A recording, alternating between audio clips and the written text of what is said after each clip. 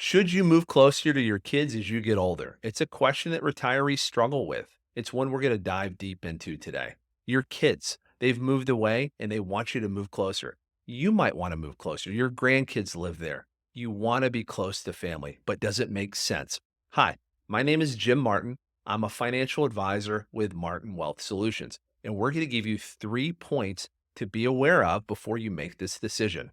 So the first thing you want to ask yourself is, does your kids have roots? Are they established where they're at? What I'm really asking is, are they going to move?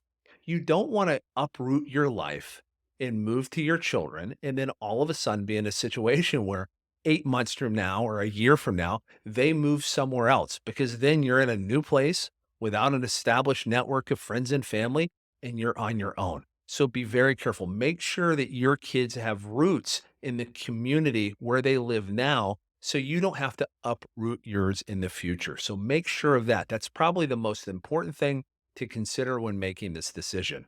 The second thing to consider is, what are you going to leave behind? Let's face it, you might have lived in your community, in your house for 40 years. And downsizing or moving across the country or moving a couple hours away, it can be traumatic. You might leave your friends behind, you might leave your church behind, and you need to make sure you understand that and you're okay with that. And by the way, it's great to live close to family. My parents live close to me. We encouraged them to move from North Carolina up to Virginia because we wanted them closer. We wanted them to be able to see their grandkids. We want to spend time with them. In fact, we're going to dinner with them this evening, which would not have been possible if they were still in North Carolina.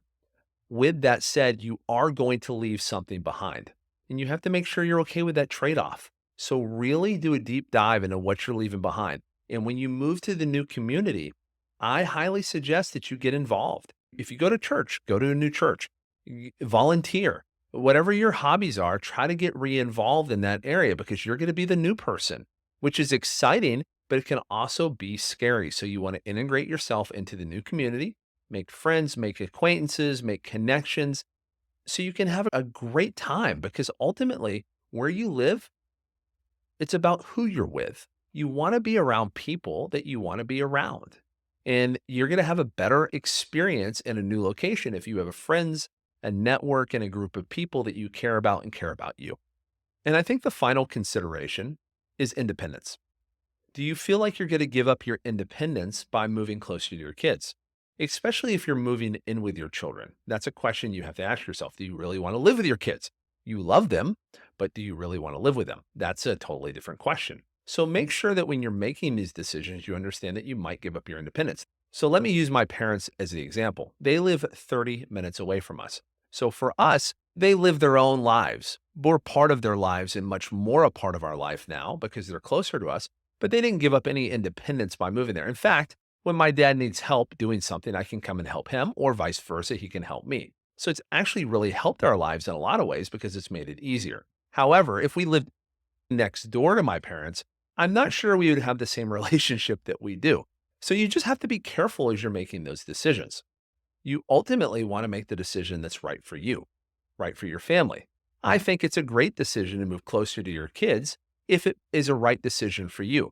But weigh those 3 ideas. I think they're really important to understand. Number one, let me recap them. So let's recap the things you need to consider before moving closer to your kids. Number one, does your child have roots? Are they going to stay in that community, or are they going to get a promotion and move somewhere else a year, 2 years, 3 years from now, leaving you in a community where you really have no connection to that place? Number two, what are you going to leave behind? How important is that to you? How are you going to stay connected to your friends, to your hairdresser, to your church, whatever that is? Let's figure out a plan for you to stay connected to that, because those people are probably pretty important in your life. And number three, understand your living arrangements. How close are you to your family? Is that okay? Are you comfortable with that?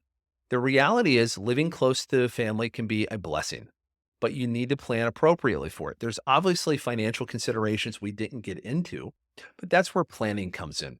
These are more of the softer considerations you need to think about before moving close to your kids. Obviously, you need to understand the difference in the housing cost and the difference in the electric bill and everything else. But that's where a financial planner, if you do that on your own, that can come into play. Hopefully, this was helpful about framing that kind of discussion for you to make sure it makes sense. Remember, plan well, retire happy, and thanks for watching the show.